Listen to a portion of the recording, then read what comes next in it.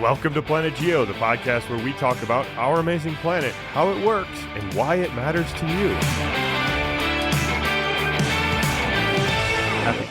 Yes. Happy Chris. Absolutely. Mr. Bullis. I'm going to call you Mr. Bullis this episode. No, you're not. I think I might, because this is an episode that you deserve to be called Mr. Bullis, I think. If you call me that, then I'm going to call you J. Ray.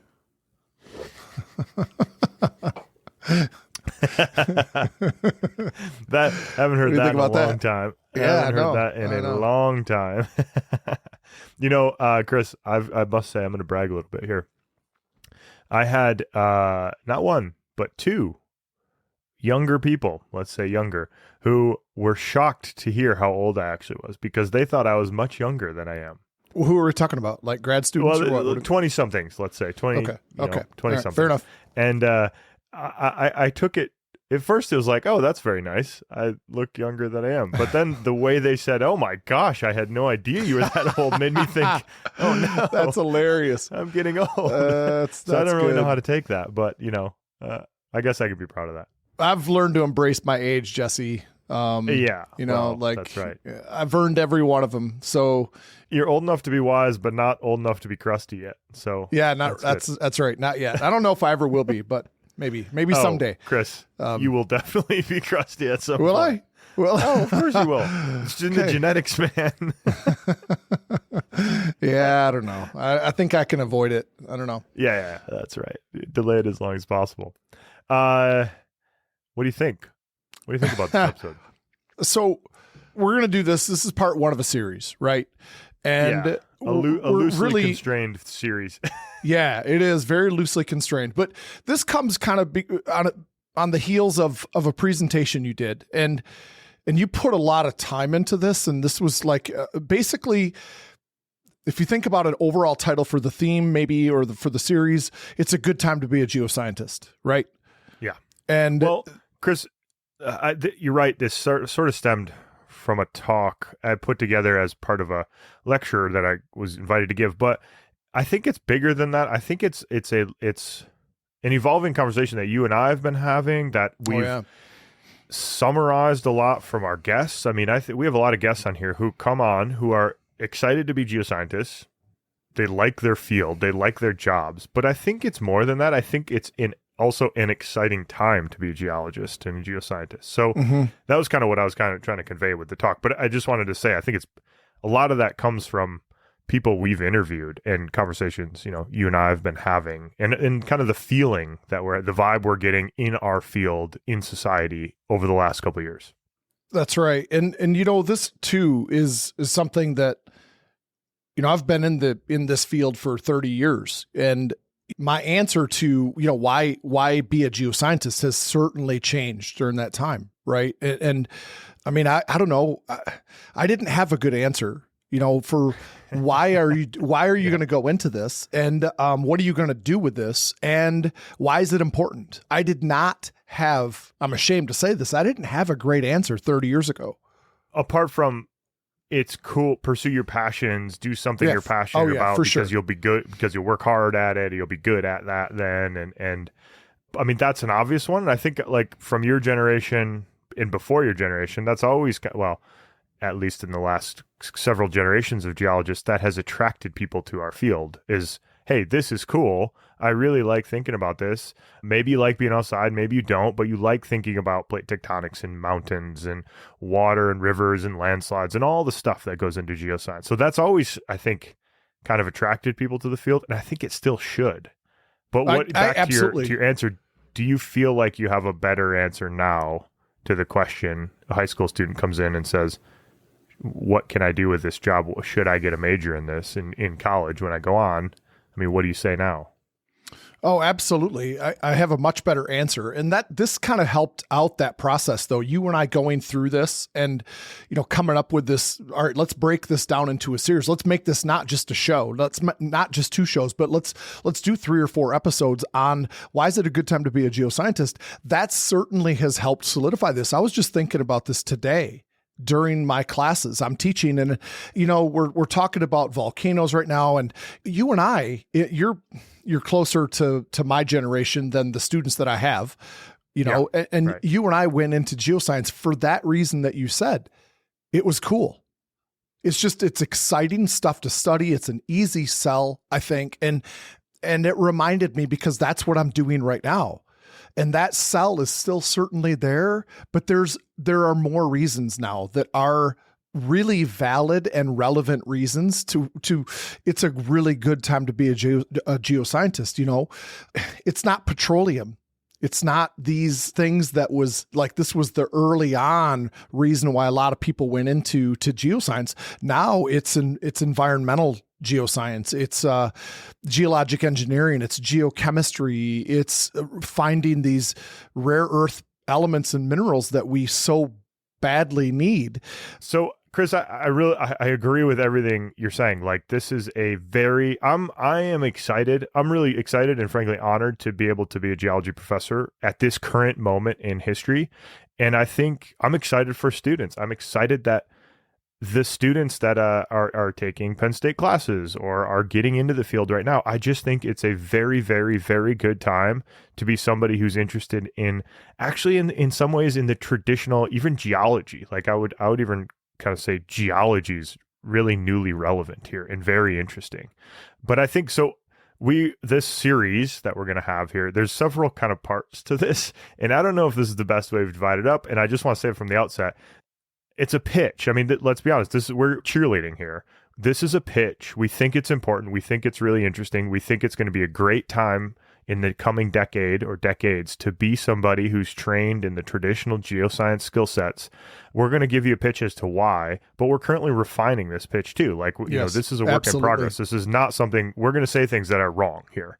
We're also hopefully going to say some things that are right and end up being proved right. But, this is our kind of view of the world at the moment that is evolving, and we're kind of working on it and workshopping this a little bit. So we're going to, I think, start out by talking I don't know, Chris, this is the way I frame the talk. I don't know if this is a good way to start out. This episode is kind of like, let's set the baseline. Like, let's set the floor for geoscience needs. Let's talk about that a little bit, talk about enrollments, talk about where the industry is at the moment, and then talk about the future change, like what could happen in the future to drive demand up or down for geologists or geoscientists.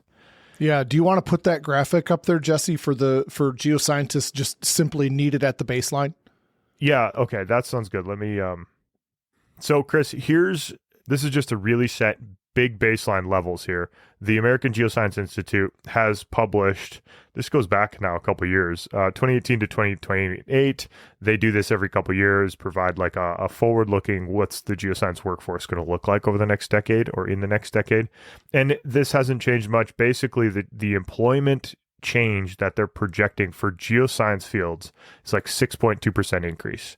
So that's broadly in line with GDP growth projections, like maybe a little bit higher than GDP growth. So it's not a booming industry, but it's not not undergoing a downturn either. And so there's some interesting projections we'll get to at the end of this, that in this data, there's a deficit. They're projecting a deficit of like 130,000 employees in the U.S. alone in the geosciences field. And there's differences here between different subsets and subfields within the geosciences, but overall there's an average of about 6.2% growth change in employment here. So that's kind of the baseline level. There's other data sets that kind of corroborate this, that we're not needing less geologists in the future, geoscientists, let's put it that way. Like, and also, more on this later, but we could be facing a peak demand, in the coming future. And then this is where we hope to be proved right, in the next 10 or 15 years. Yeah, we'll see. We'll see. But, and this graph that you just put up there kind of shows that, Jesse, is that, in the past, there have been 3 peaks, and these are related to events, starting off with the oil boom and things like this, right? Yeah, this is an interesting plot. It's a compilation of a bunch of different data sets, but it's showing enrollment. And I have a question for you after. I'm going to just explain briefly this chart. But basically from 1970 to 2022, there's data on enrollment, number of students enrolled in geoscience degrees. We've got a curve for the UK, curve for Canada, both earth science and geoscience in Canada, Italy, Australia, and then the US geoscience undergrad enrollment. And these have peaks and valleys, as you said. There's 3 events mapped out. A peak in like 80 to 82, there's a big peak, and then a big drop off in the late 80s. And then that kind of slowly creeps back up to the mid 90s, late 90s, another peak in enrollment, a smaller peak in the US, but bigger in other countries. And then another drop off in the early 20aughts, and then another peak around 2010, 2015, and then another drop off. And we are at, I mean, we're several years into a pretty steep decline. And Chris, I just want to mention, I'll say that Penn State, we have a big geoscience program, one of the bigger ones in the country. And I think our enrollment broadly reflects this US trend. I'm sure there are certain institutions where it does not reflect this trend, like smaller ones or perhaps, more stable ones for various reasons. But Penn State's broadly kind of fits this trend in enrollment numbers, just with a little bit more variability. So my question for you is, you've been teaching for close to 2 of these peaks, maybe two downturns, maybe, right? Like, I have for sure. Do you sense that? I know you have on average 7 students or something over the course of your career go into geology or geoscience in some way, shape, or form in college. Is that right? 7 or 10, somewhere in there? Every year, you mean? Is that what you're saying? Yeah, every year. Yeah, on average. Yeah, ish. It fluctuates, but that's a ballpark. Yeah, for sure. So do you think it fluctuates in line with these curves a little bit? Like, I mean, would you have predicted these based on your personal experience or not? No, I wouldn't. No? Okay. No, I can't say that I don't know, though. I've never thought about it that way. There are times when I maybe have 1 or 2 kids during that year that go into geoscience. And then there are times where I have like a ton of them that seem to go into geoscience. So I don't know. I've never thought about it in this light. And I do a horrible job of keeping track. Where are they once they leave? I'm really bad at that. You do a really bad job. Yeah. I do. I don't know. Should I do better at that? I don't know. Should I keep track?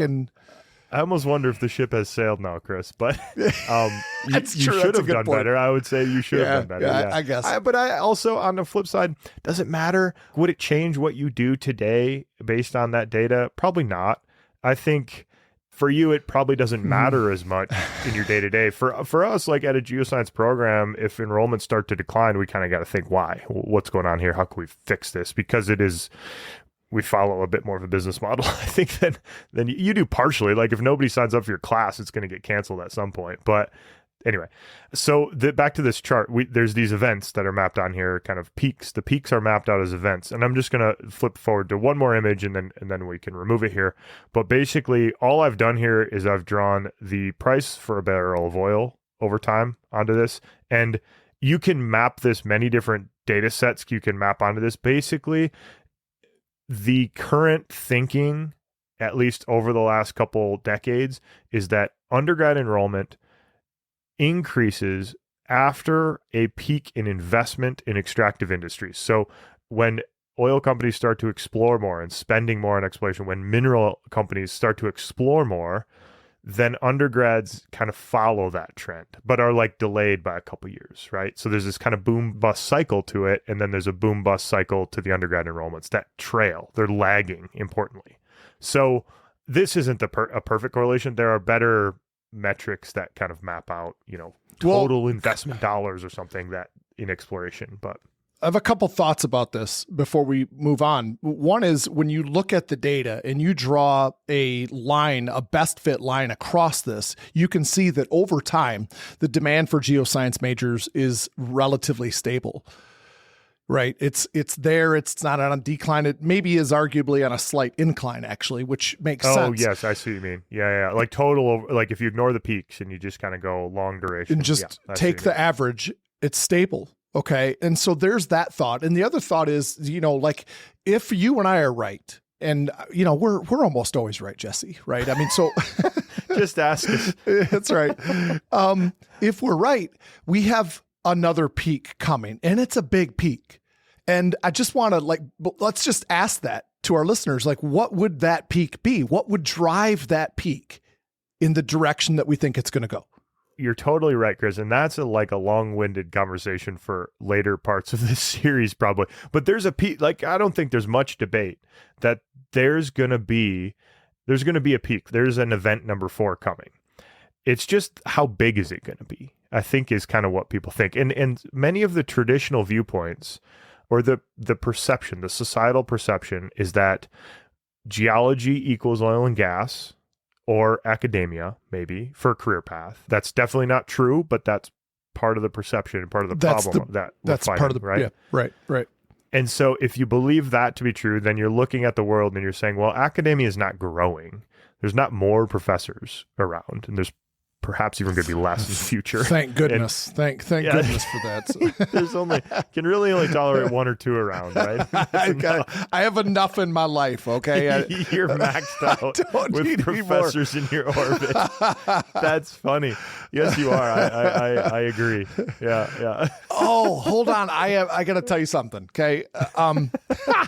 Today, this is off topic. We'll get back on in a second, but I was talking about the age of the solar system, and I got into the weeds on geochronology and you got fired up in the vein of your forehead's coming out. And Chris is just into it. I love it. It was so good though. It was fun and the kids were into it. But at the end, I had this kid, because I always end with, all right, do you have any deep thoughts? Any deep, questions or deep thoughts on topic, off topic? And I love off topic. And this kid sits right in the front. He's a senior and he's like, so Mr. Boyce, who's this Jesse guy you keep referring to? Who's this Jesse guy? Yeah, good question. Who is this? It was Jesse great. I'm like, what was your yeah. response? I'm like, well, I can't tell you. I can't tell you the response. Okay, it was good. Okay. I'm like, I told the story of how you were one of my students, right? And I told the story of how you were the reason why I went out to Mount St. Helens in 2004 because of what you said to me, when you were independent studying for me, and yeah. So anyway, I introduced you to the class that way then, because I guess I don't know, I forget what I say sometimes to one class and not to another. So apparently, with wherever this kid has been sitting, he's not heard me mention you, before. So no, he's just been tuned out a bunch. But yeah. So all right, hold on. I got one other thing, Jesse, is back to this graph. I had 2 thoughts, right? One is that the demand for geoscientists is stable. The other thought on this is that the good time to get into this is during a valley.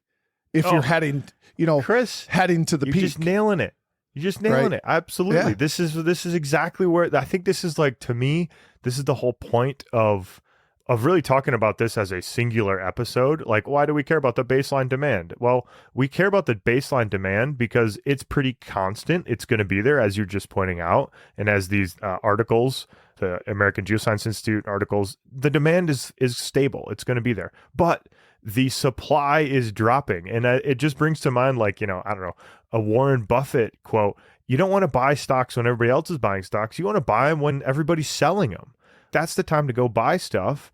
And so right now, everybody's selling a geology degree or geoscience degree. When's a good time to be a geoscientist? It's actually, as you said, it's in the trough. You want to get trained in the trough because there's another peak coming and there's going to be less of you around. That means you're worth more and your market value goes up. And so I just look at this and I think, man, go into the geosciences. Nobody else is being trained in that. So you're going to be able to stand out. You're going to be able to set yourself apart. You're going to be in demand in the future because there is this event forthcoming.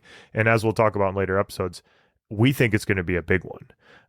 But there's something else at play that we don't have the data to support this. This is anecdotal, but the peak is going to be a big one, we think. And also geoscience programs are on the decline in terms of enrollment. And I want to talk a little bit about why that is, right? And again, it's our podcast and we can have our opinions, and that's really what this is. But I feel like, and we've actually talked about this before, that maybe we're losing really good geoscience candidates to environmental programs, Does that make sense? Environmental science degrees, that's an up and coming thing. So I dug around a little bit getting ready for this. And again, I don't have the data to show this, but there's chatter about environmental degrees. There are more jobs that are asking for environmental science degrees than there are jobs asking for a geoscience degree, straight up geology. Okay. So this is just like looking at LinkedIn or whatever, jobmonster.com, wherever jobs are listed and getting that. Okay.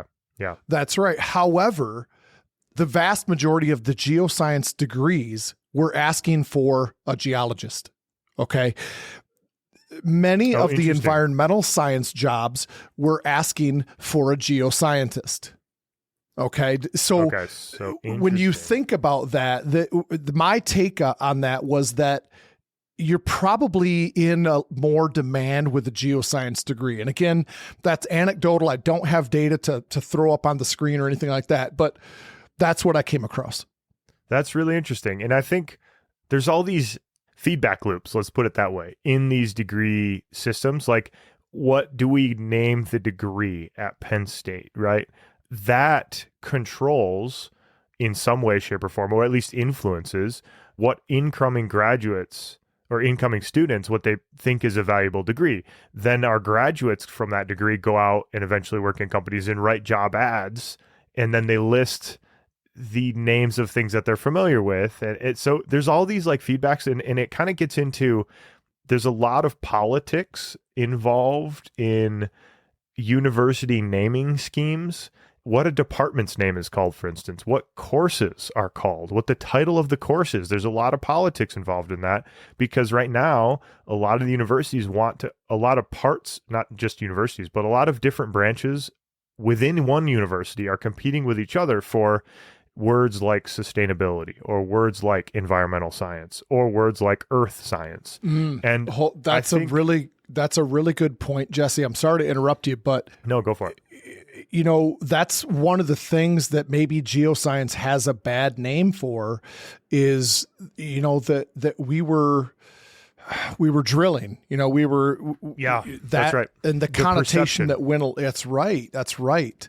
And that is, I think, is something that we're still battling today. Yeah, that's exactly right. This perception that geology equals extractive and mining and, you know, and drilling and fracking, and that equals bad. Like, that perception is definitely there.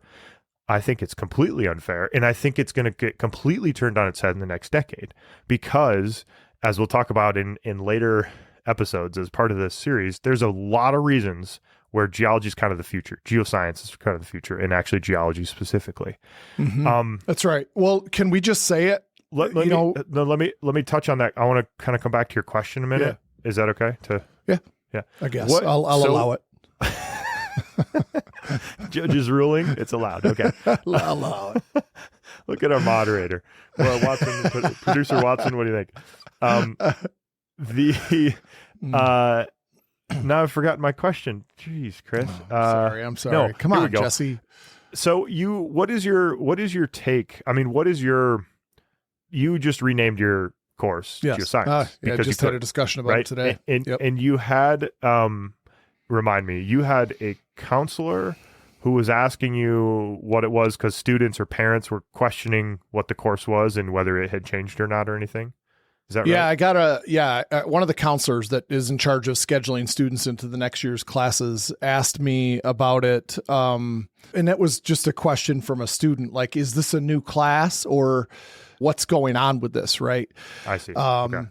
The way our school system is structured is we have trimesters. And so I teach astronomy first and third trimester, and I teach geology or geoscience now second and third trimester. So I just got my astronomy students back.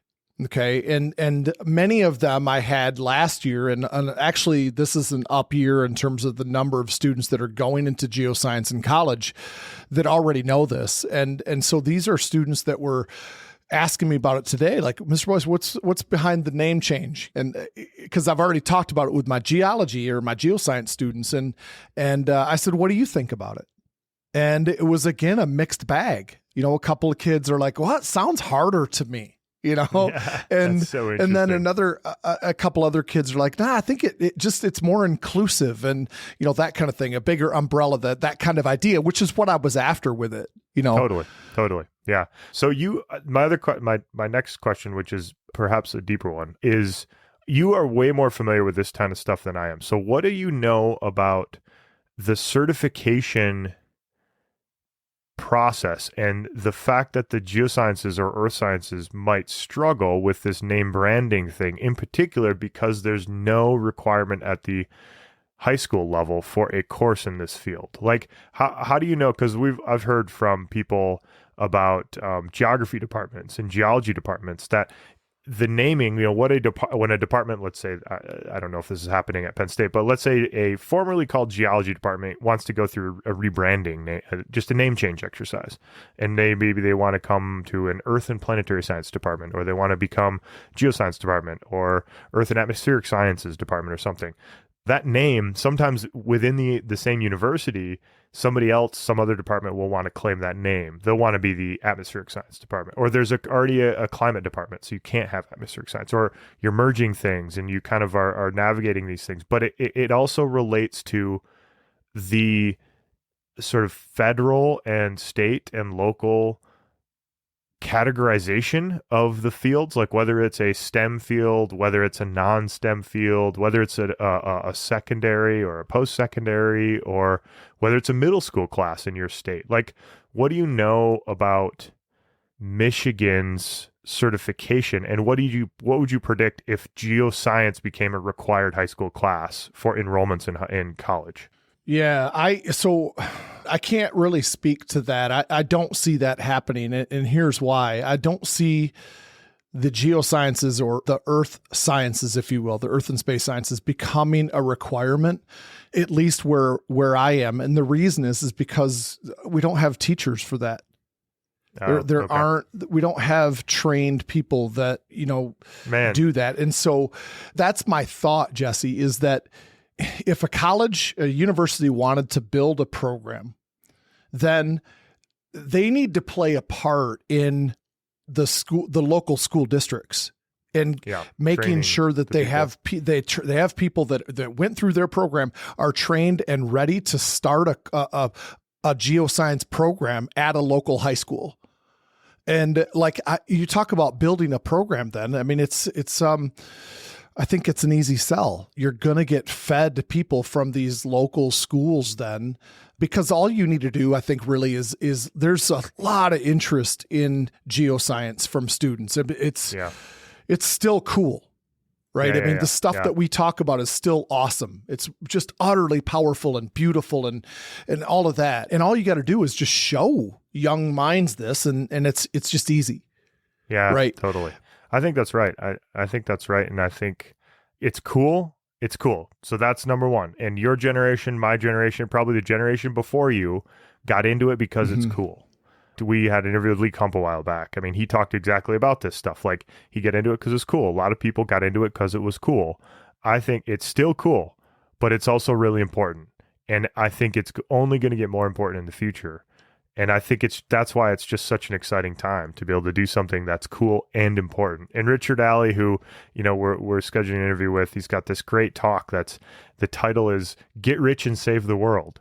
And it's like, that's an amazing pitch, right? Like, come on. That's awesome. And I think there's a lot of that style of excitement around our field right now. So one other thought, Jesse, is that at least in our state, and I'm in Michigan, the degrees for educators, for teachers, if you're going into science now, it's integrated science. Okay. So you're not getting a biology teacher anymore. You're not getting a chemistry or physics or geoscience teacher. You're getting a jack of all trades. You're getting an integrated science teacher now. And, that'll be interesting to see how that all plays out, because I think then, to me, at least, my thought process isn't, but I'm old school. I don't know. Maybe I'm out of line and you can tell me, but with that, do you get the passion? Out of line. I just don't know if on this topic you are or not, but do you get the passion though? For a subject, because So hold on, back up a minute for me, Chris. The integrated. So you're saying that kids, adults who are graduating college with a high school science teaching degree, have an integrated science degree, and therefore could teach any of the sciences at any high school level? Yes. Or at least not, maybe not any of the sciences, but they can teach multiple sciences, right? Okay. So you don't come out as a biology teacher, or you don't come out with a biology degree, right? Okay. You don't come out with an earth science degree as a part of your teaching credential. You come out with this integrated science thing. Huh. Yep. Interesting. In fact, how does that... we're hiring somebody right now that is the last person to come out of Grand Valley with an earth science degree. He will be the last one. Really? With an earth science teaching degree. And so how does that... I mean, because this is showing exactly the feedback loop, right? If the state changes the rules, then all of a sudden the earth science programs become irrelevant in that state, especially if it's a university that's serving a local population.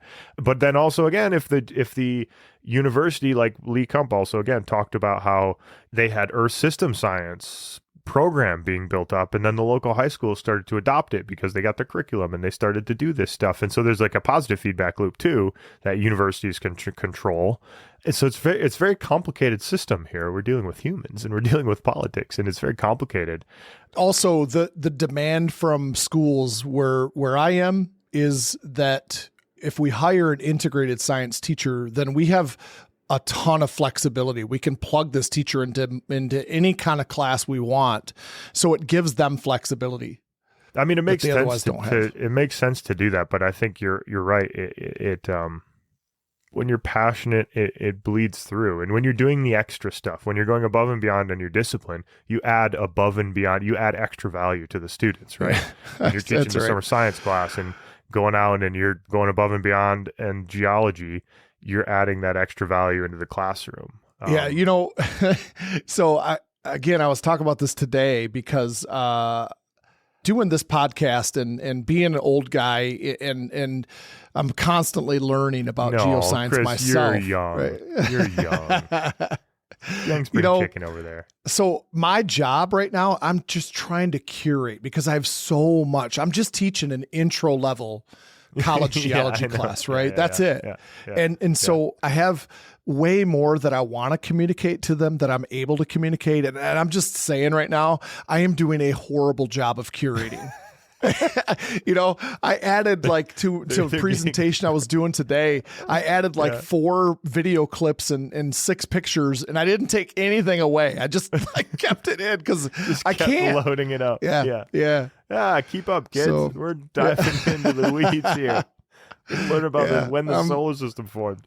I'm woefully behind. I'll tell you that. I mean, it's good though. That's a good thing. And back to this curve. I just think it's a very exciting time. And especially if you're passionate about it, right? I don't know that it's a field to go into if you're not excited about it. But if you are excited about it, there's tons of opportunities. And I hope your students are getting that, are taking that away from them, because I know it's hard especially when you're, certainly in high school. I mean, I didn't have the foggiest clue what's going on ever in high school. And even in college, unless you really kind of need direction, you need exposure to people who are out there doing it to just see, that's possible. That thing is possible. And now, I've interacted with a bunch of alumni from Penn State. You get to see the wide range of possibilities that a geoscience degree gives you. And especially if you're interested and you learn and you're quick and you go deep, but also keep your head above ground and look around you and pay attention to how the world's changing. I just think let's go back to this, you want to buy low, sell high. And right now, geoscience degrees are at a low. So it's a good time to start buying them, I'd say. Yeah. And I think a good way to end this, Jesse, is to just say that, all right, it used to be you went into geoscience because it was cool and then you figured it out from there. Now you go into it because you can make a really good living doing good things and making an impact, and their peak is coming. And so you said this, and this is a prelude. It's actually what we're going to spend the bulk of our time talking about in the next installment of the series, is that our problems on Earth are superficial problems. The climate, we have water issues, we need these rare earth elements and minerals, but the solutions to those problems are deep inside the earth. that's a profound thing to think about, and that's not going away. Yeah. We need to have people that are experts in deep earth. Yeah. In many ways, the third dimension, I mean, it's like the final frontier, the next frontier at least. What's inside the earth? What's down 3 kilometers deep? How do we know? Are there deposits down there that we can extract with all of the amazing technology that we have for probing the subsurface? Yeah, that requires geologists. You're down in rocks. You're down in metamorphic conditions. I'm super excited about the future here, because you need people who know rocks, who know structure, who know tectonics, who know all these things. And we'll get into that more. But at baseline, even if we're wrong, even if event 4 is relatively small, we're still going to need more, and it's still an okay time to buy, because geoscientists, the degrees, there's not many people getting degrees. And I just want to end, Chris, with a couple quotes here from a couple articles. We'll put links in the show notes. But in Australia, the mining industry is expecting a huge shortage by 2027, quote unquote, the worst skills crisis in a generation. The AGI, American Geoscience Institute, by 2029 predicted approximately 130,000 full-time equivalent geoscientists deficit. So those are jobs that will not be replaced by the current projections of trained geoscientists. And so that's a pretty big demand.